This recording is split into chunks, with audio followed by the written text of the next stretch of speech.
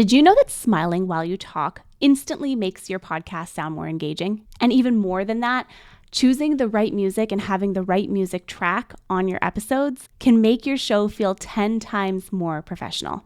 If you've ever wondered why some podcasts just sound better, they just resonate deeper, even when the host isn't saying anything revolutionary, it's often not the mic or the mix.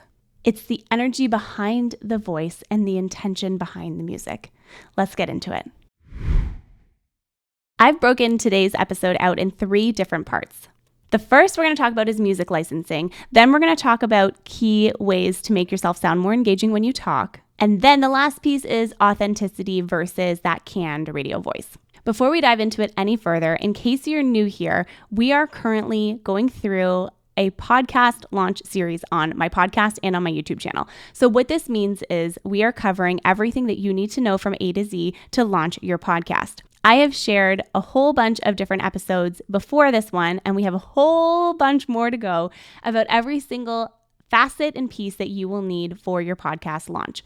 If you want to take this a step even deeper, you can go to the link in the episode notes below. It's my podcast launch blueprint, and it'll help you take everything that we're talking about here, expand on it even further, and help you launch your podcast in just 8 weeks. So please go grab that. It is in the episode notes below. And on top of that, it's also good if you're relaunching your show or if you're just kind of stuck in the entire launch process. It really is good and helpful in any stage of your podcast launch or relaunch. So grab the link for that. It's in the episode notes below. First things first, I want to talk about music licensing because music licensing used to be so confusing. I would get questions from clients all the time asking, can I use this music track in my podcast episode? And most of the time, and even still today, you can't actually use music that is commercial in your podcast episodes without having some kind of licensing. In the past, there used to be so many conditions around music licensing. So you had endless terms, you had complicated rights, you had scary price tags for purchasing music. Files could be hundreds and thousands of dollars. But in 2025 and beyond, the way that you can have access to music and royalty-free music is easier than ever. So when I first started doing production work, I found this website. It was called Audio Jungle. I believe now it's called Envato. But in either case, I created an account.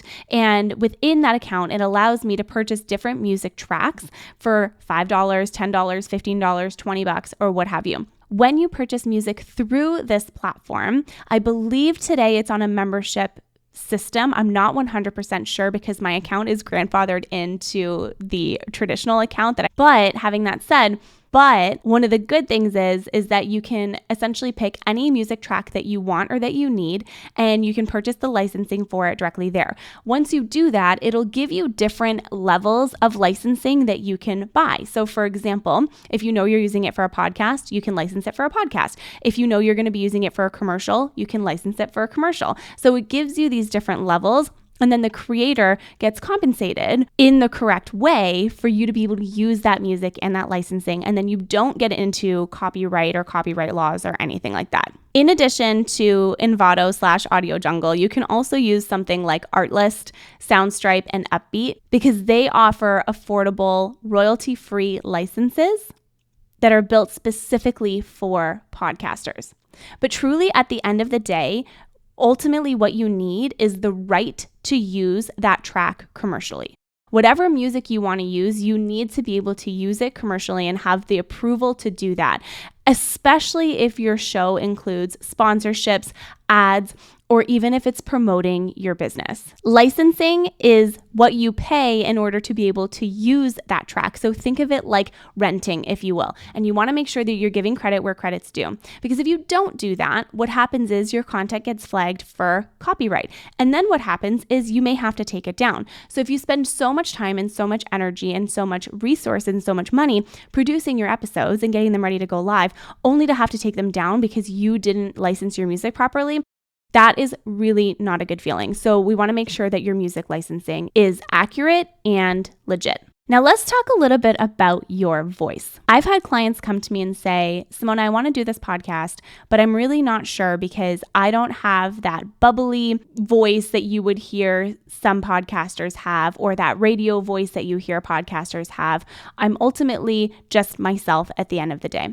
You want to be yourself at the end of the day, but you also want to bring your personality to the mic. If I were to sit here and just talk like this and talk monotone and tell you all about why it's so important to talk about your tone of voice and making sure that you're really engaging when you're talking, it's going to feel really different when I actually use my voice to enunciate words, to bring emotion in. Before I ever got into production work, I was actually a flight attendant. And one of the things that they always told us was when you talk into the microphone to broadcast over the entire plane, if you smile, people will be able to hear the smile in your voice. It's something that stuck with me all of these years because when you smile while you're talking, your tone of voice literally shifts as you are talking. The pitch of your voice lifts. Your energy, it starts to expand. And then suddenly, listeners and viewers can feel the joy, can feel the connection through your tone of voice. But it's not just joy that we want them to feel, right? We want to take them on a journey with us. So let's say your content isn't necessarily happy-go-lucky all the time, and maybe it's more serious. Having a tone that is more serious is also really important. So just making sure that the tone of voice that you're using is matching the content that you're creating, because it adds to the experience. It is what helps our listener and our viewer truly feel what we're talking about and feel like they are part of the bigger story. You have the power to do that with your voice and the power of your words. If you want to try this in action, take this tip from me. Record yourself saying the same sentence twice, once neutral and once smiling.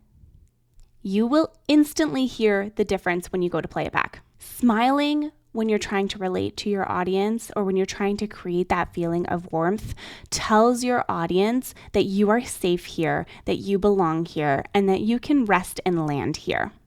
At the end of the day, energy is absolutely magnetic. So whatever feeling and emotion you're trying to invoke with your content, you want to make sure that the tone of voice that you're using is also matching that. Okay, but now what about that overly polished radio voice that people just associate with podcasting? It's that announcer style voice. And it kind of sometimes, if you're not actually that person, it can sound like you're trying too hard. I'm a firm believer at the end of the day that your podcast genuinely just needs to resonate with your audience, and you need to talk like you. Your audience today is craving realness. They want connection. They want to be seen and heard and understood and listened to, if that makes any sense. They want to hear your laugh. They want to hear your quirks. They want to hear your intentional pauses. The texture in your voice is the thing that makes you human, and it's the thing that makes you relatable.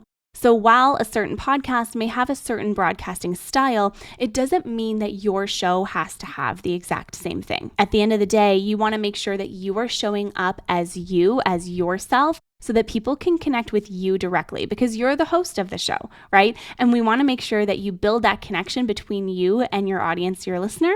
And the way that we do that is by creating an experience, not even just creating an experience, but creating an authentic experience where people feel like and know that who is on the other side of that mic is genuinely the exact same person if you were to talk off camera.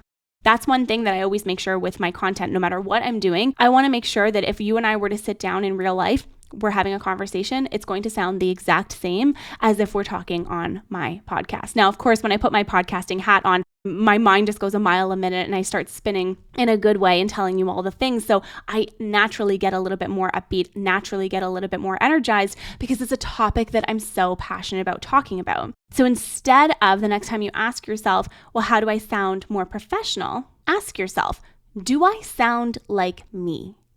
Do I sound like myself? It really is important, but you also can remember to smile while you're talking. Create that little bit of relatability. If you want to go a step deeper than this and learn even more about this and how to actually do this, I talk about this inside my podcast launch kit, which is my online course helping you create your podcast in just 8 weeks.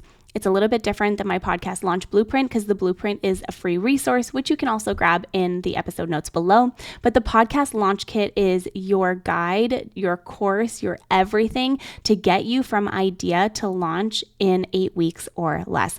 The link for that is in the episode notes as well. And I want you to remember that your voice is so important and it deserves to be heard. Thanks so much for tuning in today in this episode, and I will see you same time, same place next week. If you have someone in mind that you know would benefit from listening to this entire series, please feel free to share it with them. Grab all the resources in the notes below, and I will see you next week. Bye for now.